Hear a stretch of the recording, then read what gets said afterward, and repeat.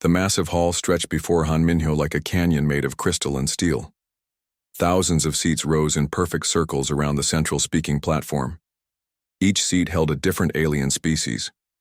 Some had scales that caught the artificial starlight. Others had tentacles that moved like slow dancing ribbons. A few looked almost human, but their eyes glowed with colors that hurt to look at directly. Han Minho sat in the section marked for petitioner species. The human delegation occupied exactly 12 seats. 12 seats out of thousands. That was all humanity rated in the Galactic Council, after 15 years of trying to join. His uniform felt tight around his shoulders. The formal, diplomatic coat bore the Earth Federation symbol, but it looked small and plain next to the elaborate robes and armor worn by the full member species.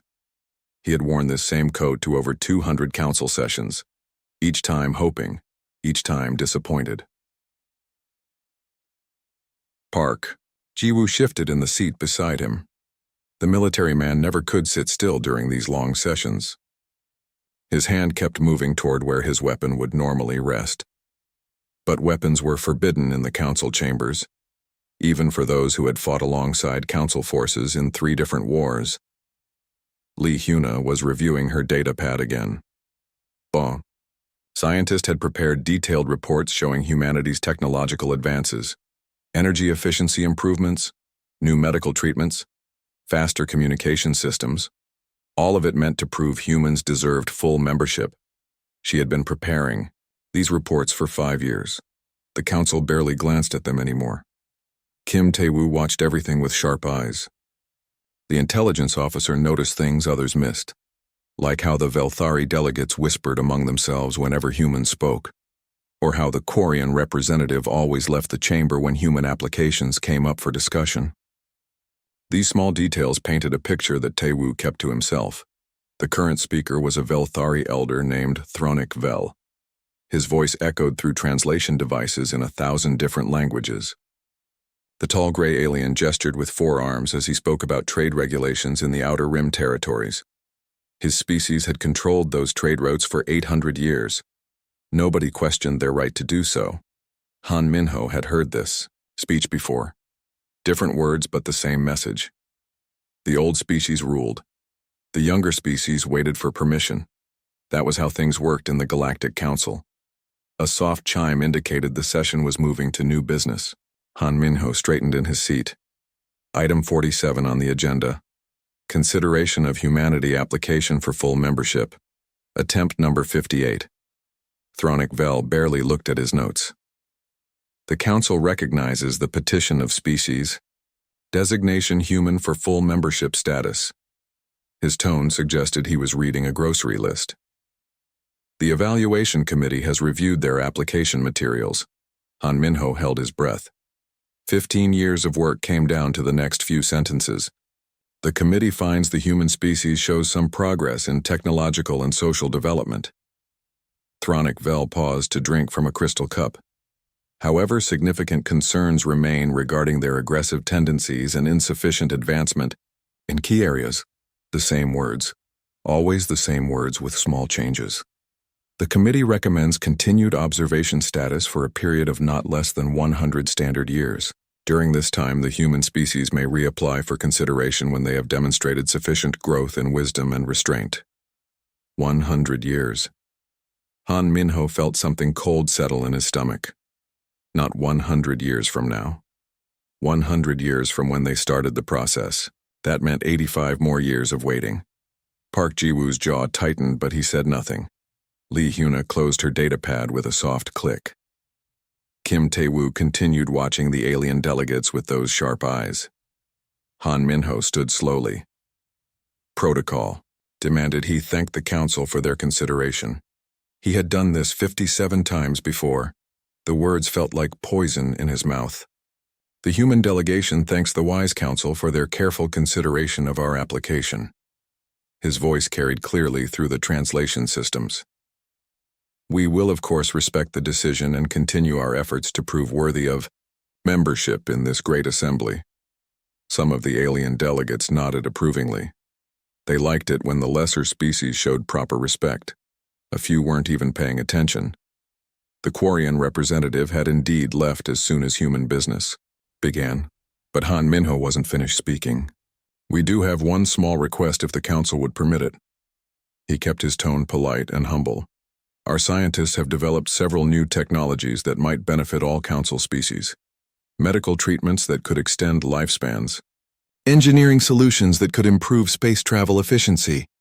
We would be honored to share these advances as a gesture of goodwill."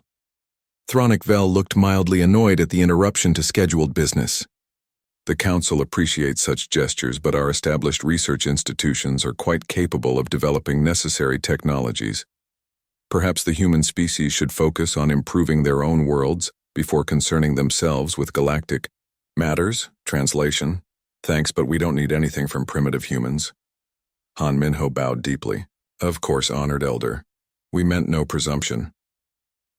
The session moved on to other business. Something about mining rights in a distant star system. The human delegation sat quietly through 2 more hours of procedures that affected the galaxy, but excluded them from any decision-making power. When the session finally ended, Han Minho led his team through the crystal corridors toward their quarters. Other delegations passed them without acknowledgement. After 15 years, they had become invisible furniture in the great halls of galactic power. Back in their secure rooms, Kim Tae-woo activated the privacy shields and encryption fields. Only then did anyone speak freely. 85 more years. Park Ji-woo said it like he was announcing a death sentence. "They expect us to wait 85 more years." Lee Hyuna was already setting up her secure communication system.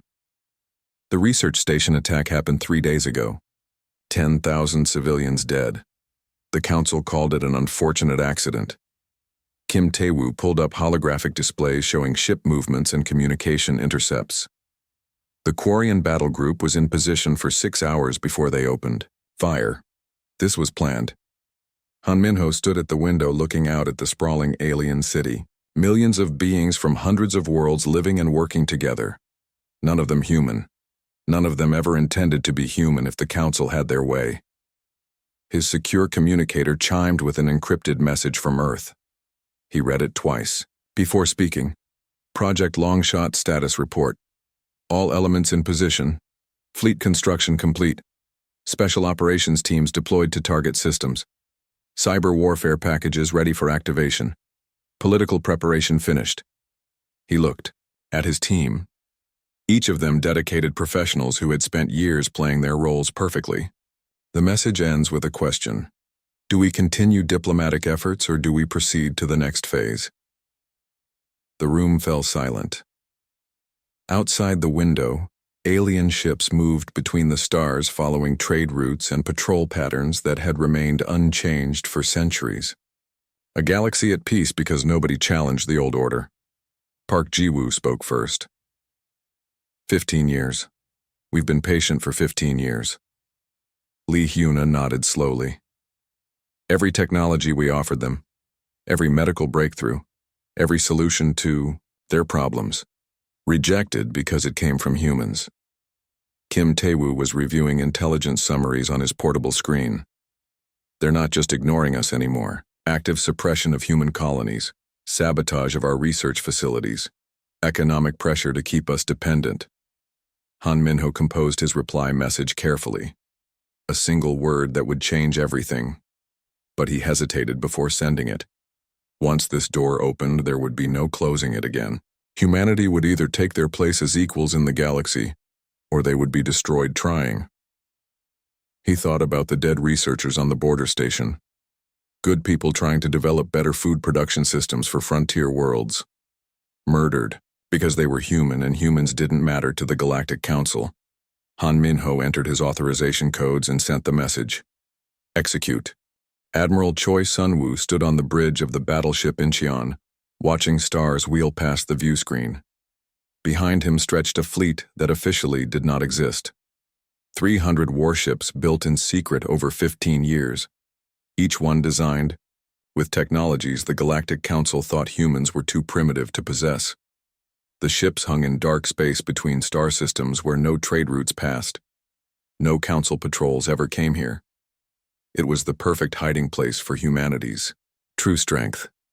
Dr. Yoon Minji was reviewing psychological profiles of every major council species. She had spent years studying alien behavior patterns during diplomatic meetings. The Velthari always touched their neck ridges when lying. Quarians clicked their mandibles when nervous. Small details that revealed everything about how they thought. Engineer Kang Ji-hoon monitored the weapons systems from his console. Each ship carried armament specifically designed to counter alien defenses. Plasma cannons that could pierce Velthari energy shields. Kinetic projectiles that ignored Quarian battle armor. Sonic disruptors that would disable the aquatic Merkith without killing them. The humans had spent 15 years pretending to be students, while they were actually becoming teachers.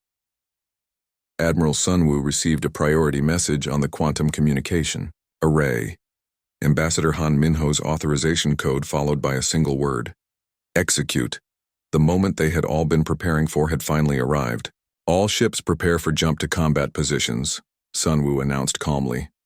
Operation Longshot is now active. Across the fleet, captains acknowledged the order. Engines that had been running silent for months roared to life. Jump drives charged with energy patterns that would confuse alien sensors. In 30 minutes, the galaxy would discover what humans had been doing while they waited for permission to matter. Meanwhile, on Nexus Prime, Lee Hyuna was accessing files that told the real story of humanity's diplomatic years. Every trade mission had included intelligence officers. Every cultural exchange program had placed human operatives in alien facilities. Every scientific collaboration had been an opportunity to study alien weaknesses. The Velthari had invited human researchers to study their energy shield technology. They thought they were showing off their superiority.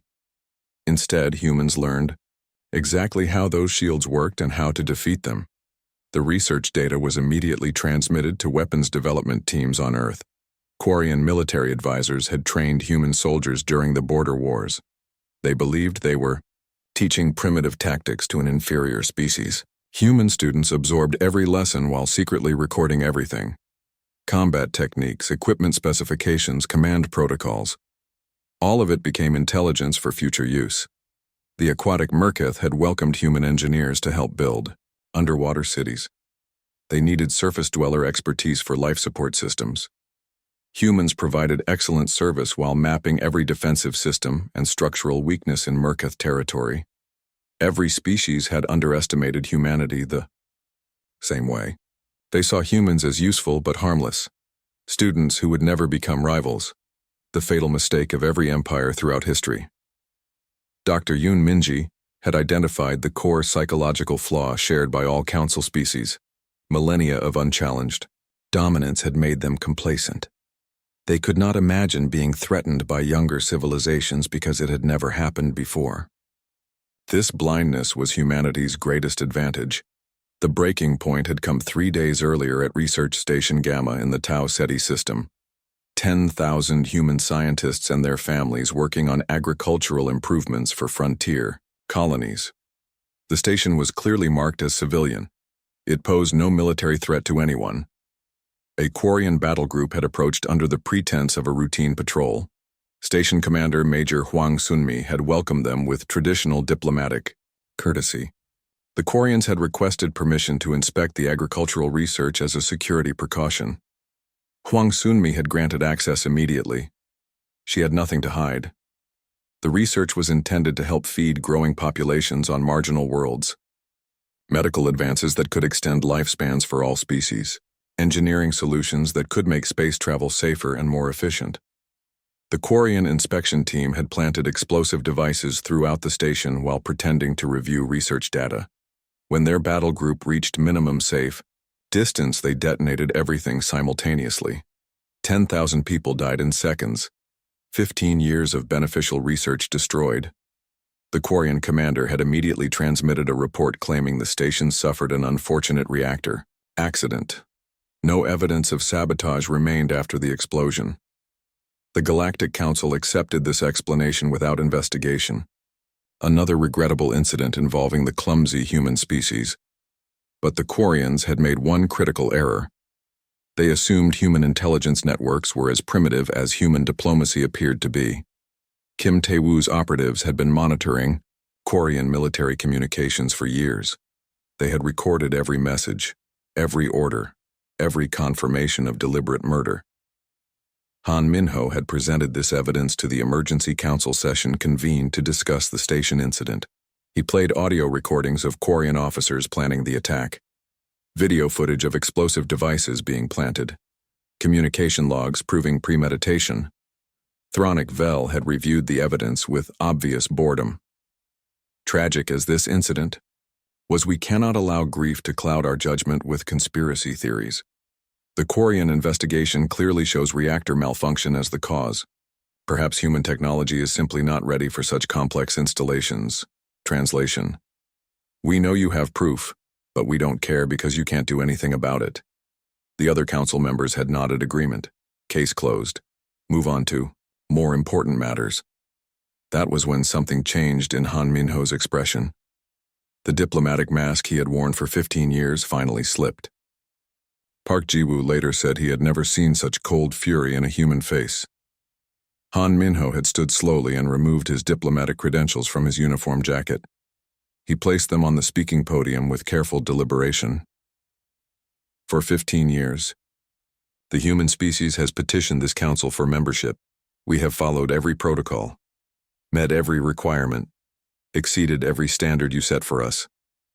His voice remained perfectly calm, but something in his tone made nearby alien delegates shift nervously. We fought beside your forces in 3 wars. We shared our medical advances freely. We provided engineering expertise for your projects. We asked for nothing but recognition as equals. The Great Hall had grown unusually quiet. Even species not directly involved in the human application seemed to sense something important happening. You have made your position clear. Humans are useful servants but never equals. We exist to provide labor and die for your causes, but never to share in decisions that affect the galaxy. Han Minho looked directly at Thronik Vel as he continued. You can murder our civilians and call it an accident. You can steal our research and claim credit for discoveries. You can deny us basic rights and expect grateful compliance. He picked up his credentials and tore them in half. But honestly, I grew tired of waiting for justice that will never come. I grew tired of begging for respect that will never be given. I grew tired of pretending that patience would eventually overcome prejudice. Security forces began moving toward the human delegation, but Park Ji-woo stood up beside his ambassador. Then Lee Hyuna, then Kim Tae-woo. Other humans throughout the chamber also rose from their seats. Trade representatives, cultural attachés, scientific advisors, all of them moving, with the fluid precision of trained operatives. The human diplomatic mission to the Galactic Council is hereby terminated, Han Minho announced. We will find our own path forward. That was when Admiral Sun Woo's fleet dropped out of hyperspace directly above Nexus Prime. 300 warships that should not exist suddenly filled the skies over the Council capital.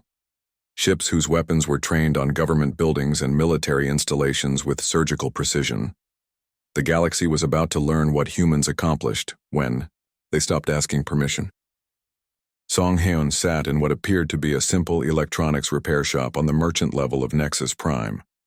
For 8 years, she had fixed alien communication devices and entertainment systems. Customers praised her quick service and reasonable prices. None of them suspected she was humanity's most dangerous cyber warfare specialist. Every device she repaired received a small modification, an additional circuit that looked like a standard power regulator. Alien technicians who occasionally inspected her work found nothing suspicious. The extra components were perfectly functional and actually improved device performance. What they did not know was that each modification contained a quantum-encrypted backdoor that could be activated remotely. Over 8 years, Song Haeun had personally compromised over 10,000 alien devices. Her network of human repair technicians throughout Council space had modified millions more. When Admiral Sun Woo's fleet appeared above Nexus Prime Song, Haeun activated every backdoor simultaneously. Communication arrays throughout the capital began broadcasting human signals instead of Council transmissions. Government networks crashed as their own security systems turned against them. Military command posts found their computers displaying Earth Federation logos instead of tactical data. But the cyber attack extended far beyond Nexus Prime. On Velthari Prime, their mighty energy grid fluctuated as human viruses infected power distribution networks. The modifications had been present in their systems for 3 years, installed by helpful human engineers during a cultural exchange program. Quarian military bases discovered their weapon systems would not respond to commands. Every targeting computer displayed the same message in perfect Quarian script. Remember, Research Station Gamma, 10,000 humans send their regards. The aquatic Merkith found their underwater cities slowly draining as life support systems malfunctioned. Water recycling plants that humans had helped design were now following new programming instructions. Nothing immediately dangerous but impossible to ignore. Captain Im Dong-yun commanded the stealth ship Sol from the shadow of Nexus Prime's largest moon. His vessel used technology reverse-engineered from a Velthari scout ship that had suffered an unfortunate accident near Earth 5 years earlier. The official investigation had concluded the ship was destroyed by asteroid impact. In reality, human operatives had captured it intact. The Sol and 50 sister ships had been operating in Council space for 2 years without detection. They mapped defense installations, monitored fleet movements, identified key infrastructure, targets. Council sensors could not detect them because the stealth systems were based on Council technology. Im Dong-yun watched alien patrol ships scrambling in response to Admiral Sun Woo's fleet. Their movements followed predictable patterns because humans had been studying Council military doctrine for 15 years. Every response was anticipated. Every countermeasure already prepared. Ghost Squadron reports all targets identified. And locked, his tactical officer announced. Lieutenant Nam Yejin had graduated from the Council Military Academy on Rigel Station 3 years earlier. Her instructors had praised her strategic thinking. They never suspected she was transmitting everything she learned directly to human intelligence services. Across the galaxy, other human stealth ships revealed themselves through action rather than appearance. Supply convoys found their routes, blocked by invisible obstacles. Military transports discovered their cargo holds contained unexpected additions. Diplomatic pouches arrived at their destinations with contents mysteriously altered. Bae Soo-young managed what appeared to be a legitimate shipping company based in the commercial district of New Geneva Station. Her freight haulers carried consumer, goods and raw materials between worlds throughout the outer territories. She had built a reputation for reliable service and competitive prices. What her customers did not realize was that Bae Soo-young's company was the logistics backbone for humanity's intelligence network. Every shipment contained concealed compartments, filled with surveillance equipment, weapons, or human operatives. Her drivers were trained intelligence officers. Her warehouse workers were cyber warfare specialists. Her customer service representatives were skilled interrogators. For 6 years, Bae Soo-young had been mapping every critical supply chain in Council space. Which worlds depended on imported food? Which industrial centers required specific raw materials? Which military bases relied on civilian contractors for maintenance and support? When the signal came, she activated protocols that had been years in development. Suddenly, half the galaxy's shipping industry was working for humanity. Cargo ships changed course to carry human priorities instead of alien orders. Supply convoys began delivering equipment to human operatives instead of Council facilities. The economic warfare was surgical in its precision. Civilian populations experienced minor inconveniences like delayed deliveries and higher prices. Government and military installations faced critical shortages of essential materials. The message was clear. Humans controlled more of the galaxy's infrastructure than anyone had imagined. On Nexus Prime, the Council was discovering the true scope of human preparation.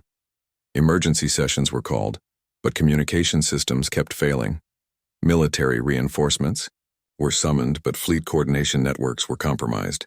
Even basic security measures failed as access cards and identification systems rejected legitimate Council personnel. Thronic Vel stood in his private office watching the human fleet through his window. 300 ships that should not exist, hanging in orbit above the capital of galactic civilization. Each one broadcasting the same message in every known language. The human species extends greetings to the Galactic Council. We come not as conquerors but as equals demanding recognition. For 15 years we have waited patiently for justice. Today, justice will wait for us. The message was repeated every 30 seconds, clear and simple. No threats of violence. No demands for surrender. Just a statement of intent that somehow felt more menacing than any battle cry. Council security forces had moved to arrest the human diplomatic mission, but found the aliens themselves trapped in the council chambers. Automatic. Doors would not open.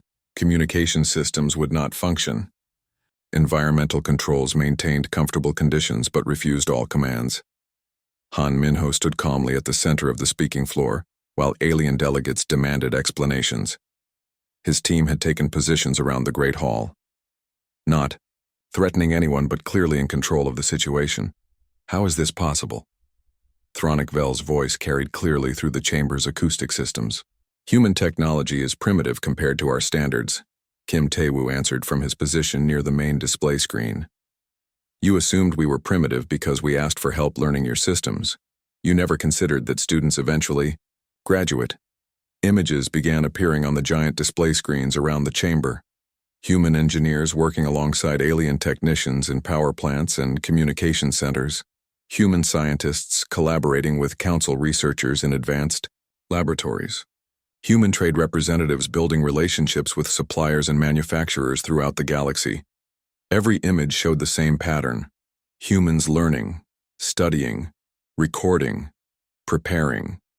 Every cultural exchange was an intelligence gathering operation, Lee Huna explained matter-of-factly. Every joint research project gave us access to your most advanced technologies. Every diplomatic mission placed our operatives in your most secure facilities. The aliens began to understand the scope of their miscalculation. For 15 years they had welcomed human participation in galactic civilization. They had shared their knowledge freely because humans seemed so grateful and harmless. They had never suspected that their students were preparing to become teachers. Park, Jiwoo gestured toward the windows showing Admiral Sunwoo's fleet. Those ships were built using Velthari metallurgy and Quarian propulsion systems and Merkith manufacturing techniques. Technologies you taught us because you wanted to show how superior you were. The revelation was devastating in its completeness. Council species had not just underestimated human capabilities. They had actively contributed to human advancement while remaining blind to the consequences. Dr. Yoon Minji activated her portable hologram projector, showing psychological profiles of every species represented in the chamber. We studied you the same way you studied us. Your behavioral patterns, your cultural blind spots, your fundamental assumptions about superiority and inferiority. The profiles were disturbingly accurate. Velthari arrogance that prevented them from taking threats seriously until too late. Quarian aggression that made them predictable in crisis situations. Merkith caution that paralyzed decision-making under pressure. You all made the same mistake, Han Minho said quietly. You believed your own propaganda about human inferiority. You convinced yourselves that because we asked for help, we must be helpless. He walked slowly around the speaking platform, while alien delegates watched with growing unease. But humans have a saying, keep your friends close and your enemies closer. For 15 years, we were not sure which category you belonged to. Now we know. The chamber fell silent except for the quiet hum of environmental systems. Outside, the human fleet waited patiently, while inside the council faced a completely reversed power dynamic. Ro Kyung-min watched the tactical display from the weapons control center aboard the battleship Busan. Red dots marked Velthari fleet positions throughout their home system. Blue indicators showed human strike teams moving into attack formations. Everything was proceeding exactly according to the plans they had developed over years of careful observation. The Velthari had the most advanced energy shield technology in the galaxy. Their defensive barriers could absorb direct hits from antimatter warheads without failing. Every military analyst agreed that Velthari ships were nearly invulnerable to conventional weapons, but Ro Kyung-min was not using conventional weapons. Quantum, disruptor arrays charged and ready, reported his weapons officer Lieutenant Cha Min-ju. She had trained at the same academy as many Velthari gunners currently serving in their fleet. The irony was not lost on either of them. The quantum disruptors were based on principles discovered during joint research projects with Velthari scientists. Humans had asked innocent questions about shield harmonics and energy resonance patterns. Velthari researchers had been happy to share their knowledge with such eager students. Those same principles now powered weapons specifically designed to bypass Velthari defenses. "Fire when ready," Kyung-min ordered calmly. Invisible beams struck Velthari shields and passed through them like they did not exist. The energy barriers continued functioning perfectly but provided no protection against weapons that operated on completely different physics principles. Precise surgical strikes disabled engines and weapons systems without harming crew members. In seconds, the mighty Velthari home fleet was floating helplessly in space. Their shields still glowed with protective energy, but their ships could no longer fight or flee. Pilot Jong Nara led her squadron through the aftermath of the Quarian engagement near their fortress world of Kepler Prime. The battle had lasted exactly 43 minutes. Quarian battle armor was legendary for its durability and strength. Their warriors had never been defeated in direct combat. But Nara's fighters carried weapons that made armor irrelevant. "Nanovirus deployment successful across all targets," she reported to Admiral Sunwoo. "Enemy battle armor neutralized, no casualties on either side." The nanoviruses had been developed using detailed scans of Quarian armor, obtained during military cooperation exercises. Human medics had been granted access to injured Quarian soldiers for treatment purposes. Every medical scan had revealed structural details about their protective systems. Nanoviruses designed specifically to dissolve Quarian armor compounds had been loaded into precision delivery systems. The microscopic weapons sought out armor plating and began systematic molecular disassembly. Within minutes, Quarian warriors found themselves standing naked and defenseless on their own battlefields. The psychological impact was devastating.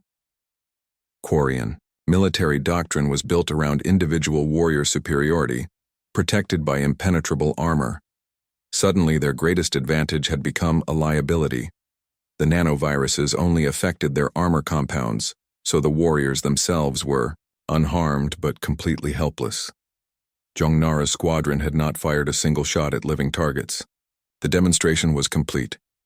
Meanwhile, in the depths of the Merketh Ocean worlds, engineer Kang Ji-hoon supervised the deployment of gravitational manipulation devices. The aquatic aliens had built their civilization in the deepest ocean trenches, where pressure and darkness provided natural protection from surface threats. Their underwater cities were marvels of engineering that had withstood geological upheavals and hostile alien invasions for thousands of years.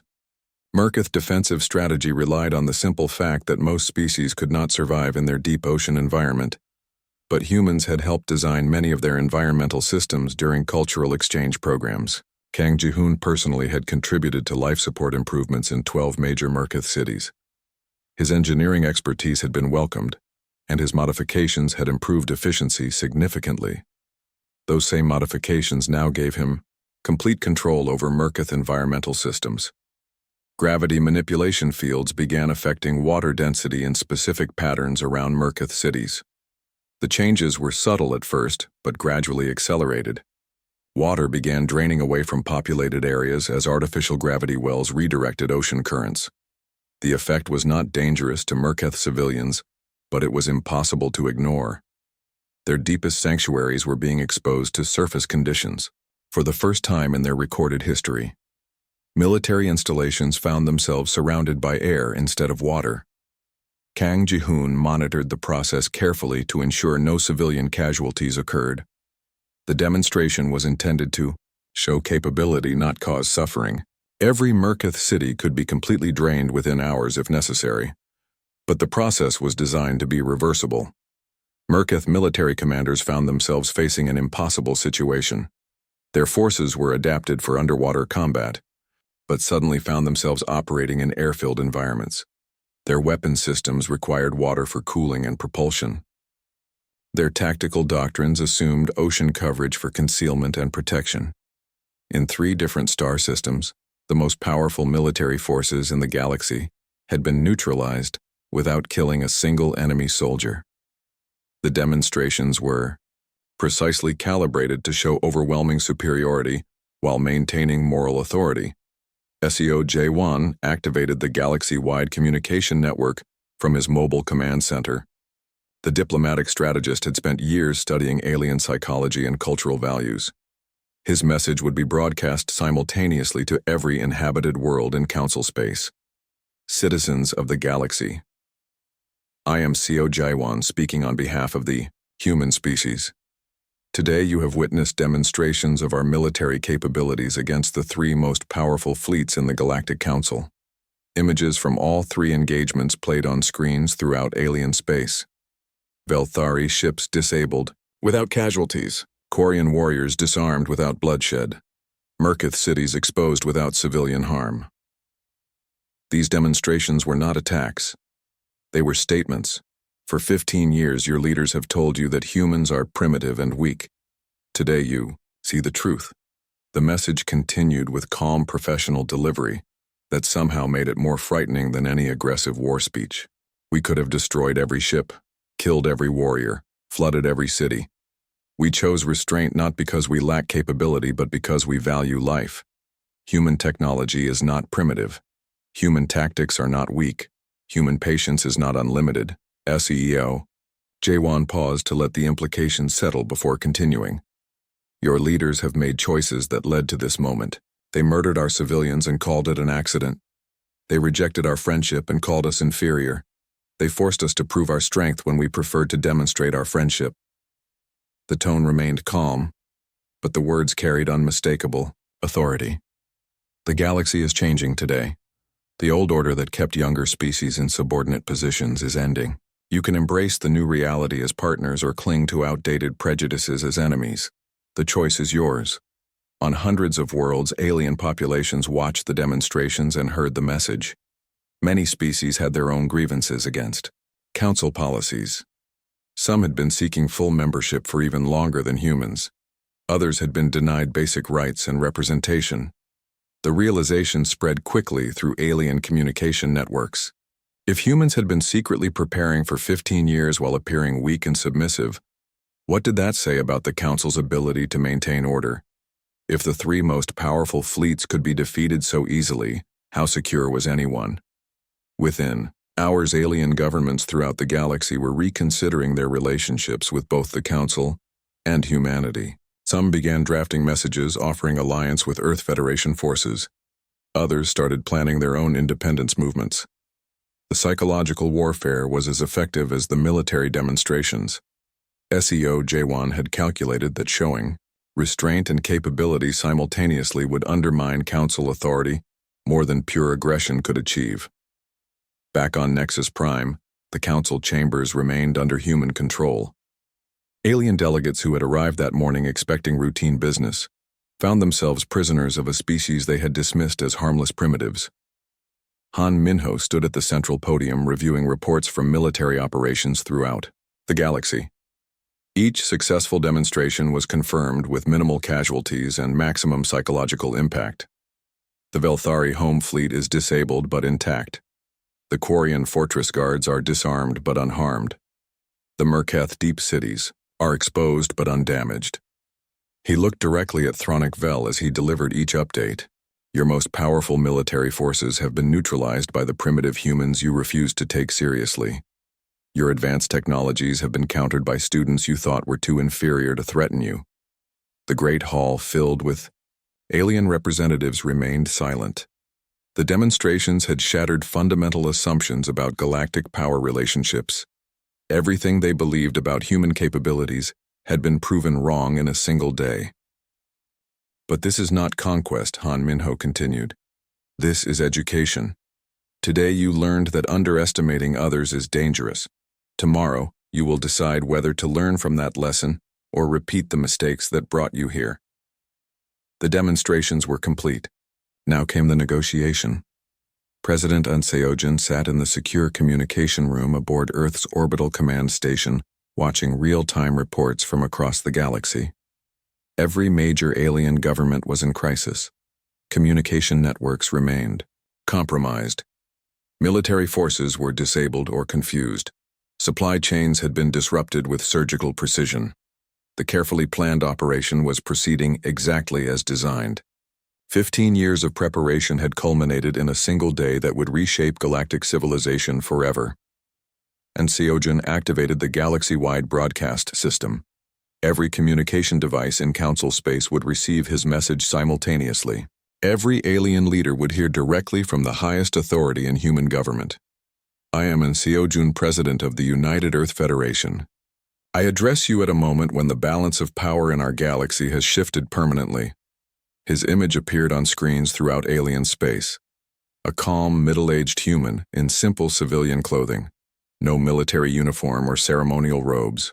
No weapons or guards visible. Just a leader speaking directly to his constituents across the stars. For 15 years, humanity has sought peaceful integration into galactic civilization. We have followed every protocol, met every requirement, exceeded every standard set by the Galactic Council. We have fought beside your forces in 3 wars, shared our discoveries freely, asked only for recognition as equals. The tone was conversational rather than threatening, and Seojin spoke like a teacher explaining obvious facts to slow students. Today you have seen what happens when patience is exhausted. Your most powerful fleets have been disabled. Your most secure systems have been compromised. Your most fundamental assumptions about human capabilities have been proven incorrect. Reports were flooding in from Minja's economic warfare teams. Supply chains throughout council space were responding to human control signals instead of alien management systems. Critical shipments were being rerouted. Essential materials were experiencing mysterious delays. The economic pressure was building exactly as planned. Minja had identified every critical dependency in alien civilization during her years managing legitimate trade operations. Which worlds required imported food to feed their populations? Which industrial centers depended on specific raw materials for manufacturing? Which military installations relied on civilian contractors for maintenance? The economic warfare was precisely calibrated. Civilian populations experienced inconvenience but not starvation. Industrial production slowed but did not stop completely. Military readiness declined but did not collapse entirely. The message was clear without being cruel. Human control extended far beyond military capabilities. President Seojin continued his address while reports confirmed the economic pressure was having desired effects. The old order that denied basic rights to younger species while granting unlimited privileges to ancient ones is ending today. You face a choice between partnership and isolation, between recognition and irrelevance. He paused to allow translation systems to catch up before delivering the formal ultimatum. The United Earth Federation presents the following requirements to the Galactic Council. First, immediate admission to full membership with voting rights, equal to the founding species. Second, formal apology for 15 years of discriminatory treatment and the murder of civilians at Research Station Gamma. Third, payment of reparations for damages caused by Council policies and actions. The requirements were reasonable by any objective standard. Equal treatment. Acknowledgement of past wrongs, compensation for documented harm, nothing that demanded submission or surrender from alien governments. These requirements will be met within 72 standard hours, or humanity will pursue alternative arrangements for galactic governance. The phrase alternative arrangements carried obvious implications. If the Council would not reform itself, humans would replace it with something more equitable.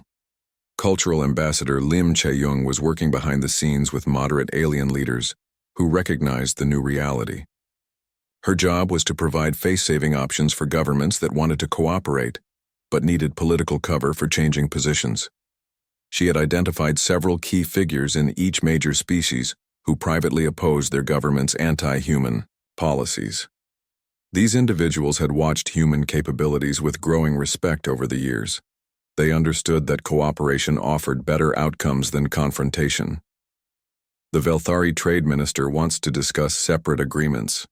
Chae-young reported to President Seojin during a secure communication session. She represents the economic faction that values practical relationships over traditional prejudices. Similar reports came from other species.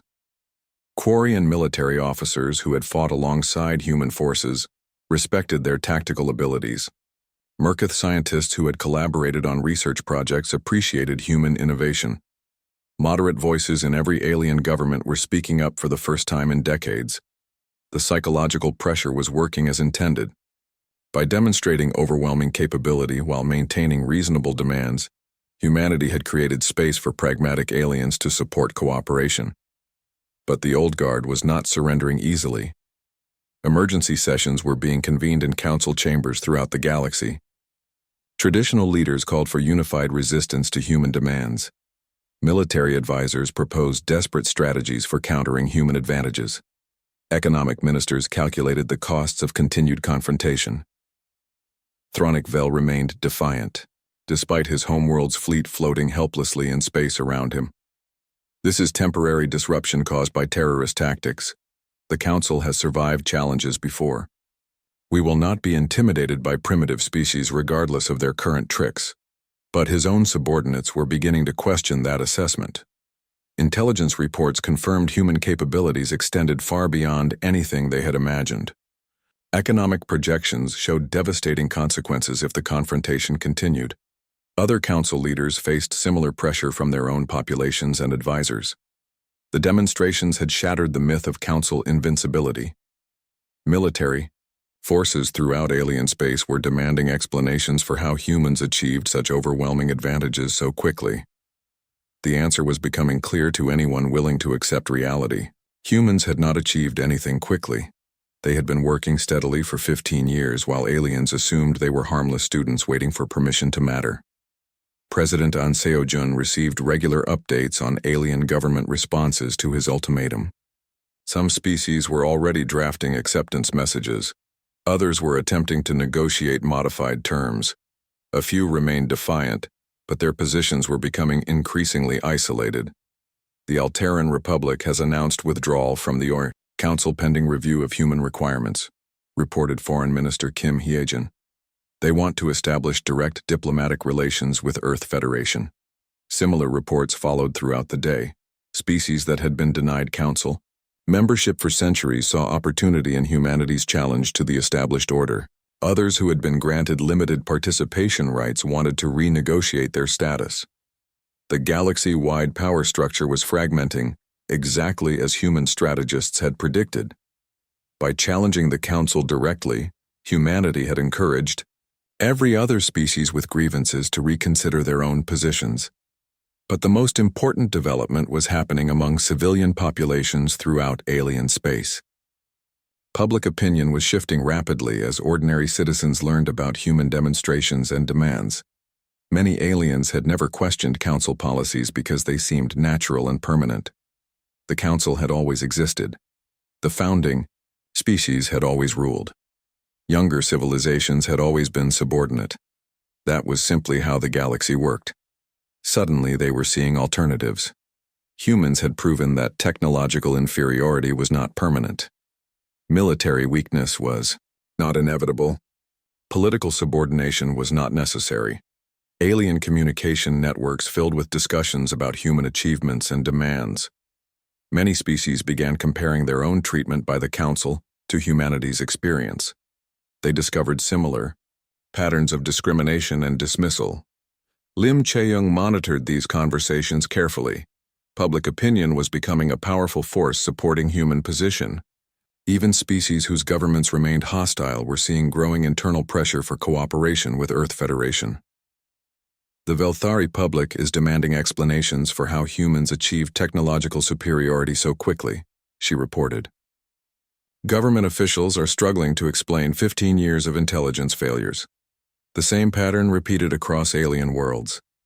Populations that had trusted their leaders to maintain galactic stability were discovering those same leaders had completely misjudged the most important political development in centuries. President An Seo-jun prepared for the final phase of the operation. Military demonstrations had shown capability. Economic pressure had revealed dependency. Political isolation had undermined council authority. Public opinion was shifting toward human positions. Now came the moment of decision. Would alien governments accept the new reality or force humanity to impose it through continued pressure? He activated the communication system for one final message to the galaxy. 60 hours remain for the Galactic Council to respond to human requirements. We hope for cooperation, but are prepared for any alternative. The age of unquestioned alien dominance is ending. The age of true partnership is beginning. Choose wisely. The ultimatum was clear. Accept humanity as equals, or face the consequences of continued opposition. The galaxy held its breath waiting for the answer. Yu Jinwu stood at the podium in the reconstructed council chambers looking out at delegates representing over 400 species from across the galaxy. The Great Hall had been redesigned with equal seating for all member civilizations. No more elevated platforms for founding species. No more segregated sections for petitioner races. The human representative wore the same simple diplomatic uniform that Han Minho had favored. But the meaning had changed completely. Where Minho had worn it as a supplicant begging for recognition, Jinwu wore it as an equal partner in galactic governance. The motion to establish joint human-alien research facilities in the Vega system is now open for discussion, Jinwu announced calmly. His voice carried the authority of a species that had earned its place through strength rather than receiving it through charity. The Galactic Council had capitulated 18 months earlier, not through military defeat, but through political isolation. When President Ansiojan's ultimatum expired, 2/3 of council member species had already announced their intention to negotiate directly with humanity. The remaining third found themselves governing an organization that most of the galaxy no longer recognized as legitimate. Thronic Vel had been among the last holdouts. The proud Velthari elder had refused to acknowledge human equality, even as his own government voted to accept Earth Federation terms. His final speech to the old council had been a bitter denunciation of species that abandoned tradition for convenience. But tradition without power was just nostalgia. The new galactic assembly that replaced the old council operated on principles of merit and contribution rather than age and precedent. Species earned influence through what they offered to galactic civilization, not how long they had been part of it.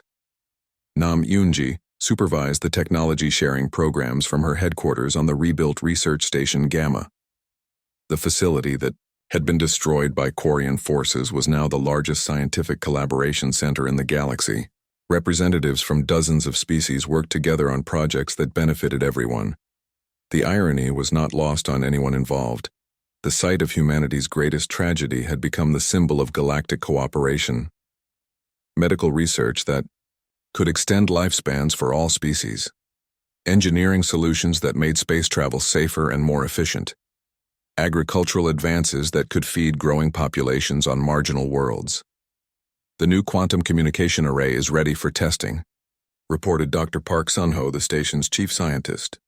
Signal transmission time between Earth and the galactic rim has been reduced from 6 hours to 12 minutes. The breakthrough had been achieved by combining human quantum encryption techniques with Velthari energy manipulation technology and Merketh precision manufacturing.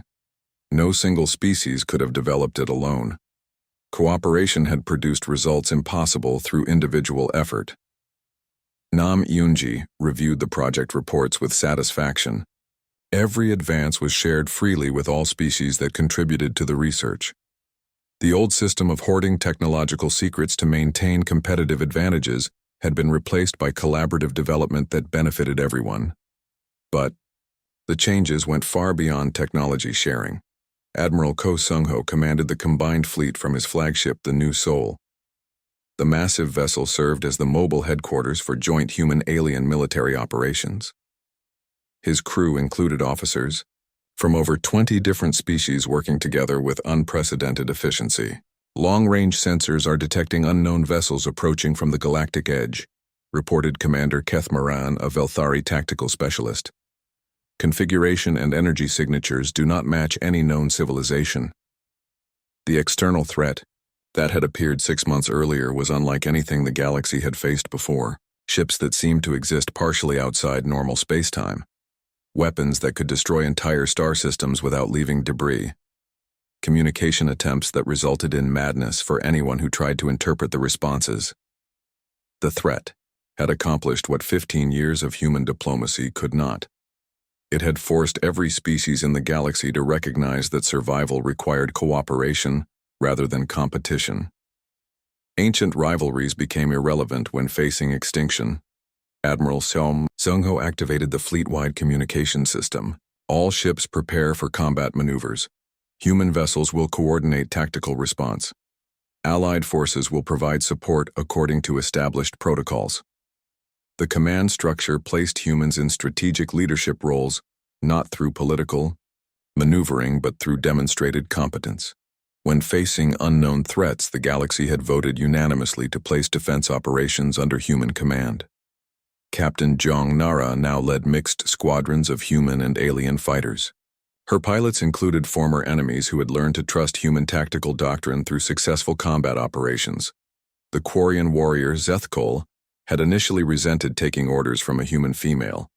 6 months of joint training had taught him that competence mattered more than species or gender. Enemy formation is maintaining approach vector, Nara reported. Estimated contact in 4 hours. All squadrons report ready for engagement. The unknown enemy had proven immune to traditional military tactics. Velthari energy weapons had no effect. Quarian kinetic projectiles passed through enemy ships without causing damage.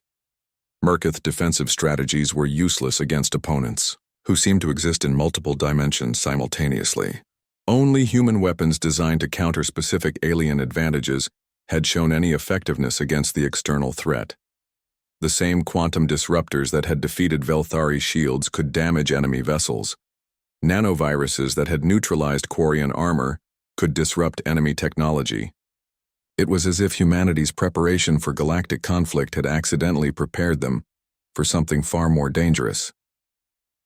Back in the assembly chambers, Yu Jinwoo was addressing the galaxy's response to the external threat. Military operations were only one aspect of the challenge they faced. Economic coordination was equally important. Species that had never cooperated before were now sharing resources freely. The Alteran Republic has agreed to provide rare earth minerals for weapon production, Jinwoo announced. The Zephyrian Union will contribute manufacturing capacity. The Velthari Confederacy offers energy generation expertise. Each contribution was voluntary, but enthusiastic. The external threat had made every species realize how much they depended on each other for survival. Isolation was no longer an option when facing enemies that could destroy entire civilizations. Former ambassador Han Minho watched the proceedings from the observation gallery, reserved for retired diplomats. The man who had grown tired of waiting now saw the galaxy embracing cooperation he had dreamed of during those long years of frustration. Beside him sat Thronik Vel, who had also retired from active politics after the restructuring. The former Velthari elder had initially viewed human success with bitter resentment. Time and external threats had given him different perspective. Your species was patient longer than mine would have been, Vel admitted quietly. We would have attacked after the first rejection. Han Minho considered the observation carefully. Patience was not weakness, it was preparation. We used those 15 years to learn everything we needed to succeed when the moment came. The conversation continued in the comfortable tones of former adversaries who had gained mutual respect through conflict and resolution. Both understood that the galaxy had been changed forever by humanity's decision to stop waiting for permission to matter. A young alien diplomat approached their observation booth. The Merkith female carried herself with the confidence of someone who had never known a galaxy where humans were considered inferior. Elder Vel and Ambassador Minho, I am First Speaker Kulnara, representing the Deep Current Coalition. My government requests human assistance in establishing defense platforms in our territory. The request was routine now. Dozens of species sought human military expertise for protection against external threats. But the easy familiarity of the interaction represented a fundamental transformation in galactic politics. Han Minho smiled at the young diplomat. The Earth Federation will be pleased to assist. Please coordinate with Admiral Sung-ho's staff for technical requirements. As Kulnara departed, Thronik Vel observed the interaction thoughtfully. She does not see humans as former inferiors or current superiors. To her, you are simply another species with valuable contributions. That was always what we wanted, Han Minho replied. Not dominance, just recognition as equals. The external threat continued to test the new galactic order, but also strengthened it through shared adversity. Species that had been enemies for millennia worked together against common danger. Technologies that had been secret for centuries were shared freely to improve collective defense. Admiral Sung Ho's forces won their first major victory against the unknown enemy using combined tactics no single species could have developed. Human strategy coordinated Velthari energy weapons and Quarian armor-piercing projectiles and Merketh stealth technology into devastating effectiveness. The galaxy was not just surviving the external threat, it was becoming stronger through cooperation. President An Seojun's final address to the Galactic Assembly summarized the transformation that had occurred since humanity stopped waiting for acceptance. 2 years ago, this galaxy was divided by ancient prejudices and unnecessary competition. Today we face the future together as partners rather than rivals. The external threat taught us that survival requires cooperation. Human patience taught us that strength comes from preparation rather than aggression. He looked out at delegates, representing hundreds of species who had learned to work together through necessity and choice.